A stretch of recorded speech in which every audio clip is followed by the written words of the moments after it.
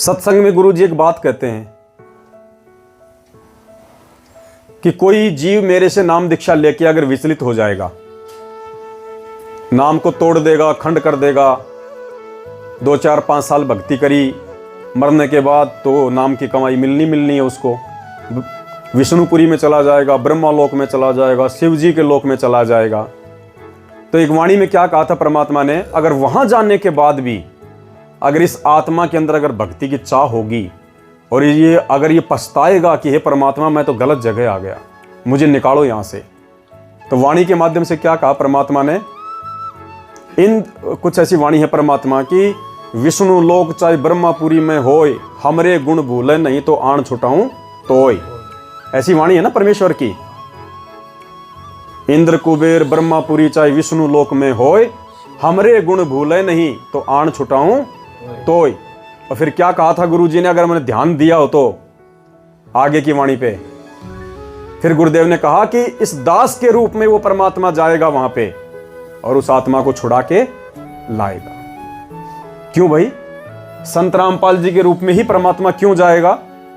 वो परमात्मा तो सतयुग में सतसुकृत नाम से भी आया था, दाढ़ी मूछ थी लंबी लंबी, उस रूप में क्यों नहीं जा सकता?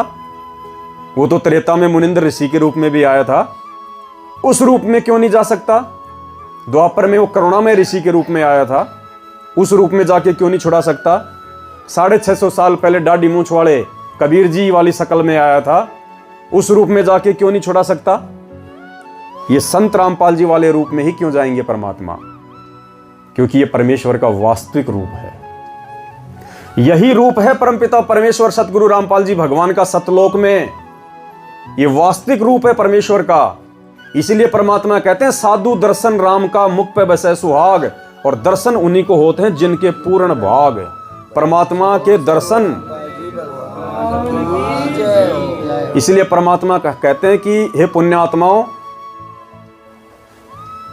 तुम्हारे पुण्यों का कोई हिसाब किताब नहीं लगाया जा सकता कि तुम कितनी पुण्य कर्मी आत्मा हो, धन्य है तुम्हारे माता पिता, क्योंकि वास्तविक रूप है ये परमात्मा का, ये सतलोकी रूप है गुरुदेव भगवान का।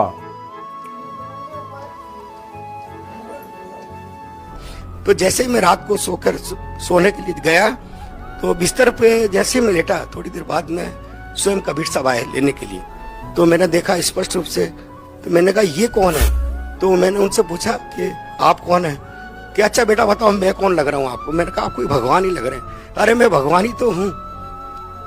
मैंने बहुत ध्यान से देखा कबीर साहब के गोल्डन कलर के हेयर, सुनहरे बाल और रक्त वर्ण का, और वो जिह्वा से नहीं बोल रहे, ध्वनि से उनसे बात हो रही थी मेरी। तो मैंने उनसे थोड़ा प्रश्न पूछना चाहा।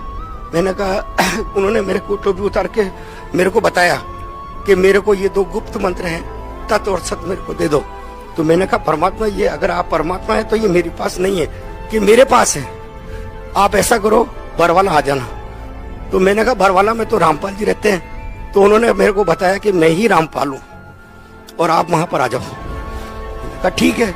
जाते जाते उन्होंने मेरे से कहा कि देर मत करना, बहुत तेजी से समय निकल रहा है बेटा, तुरंत चले आओ।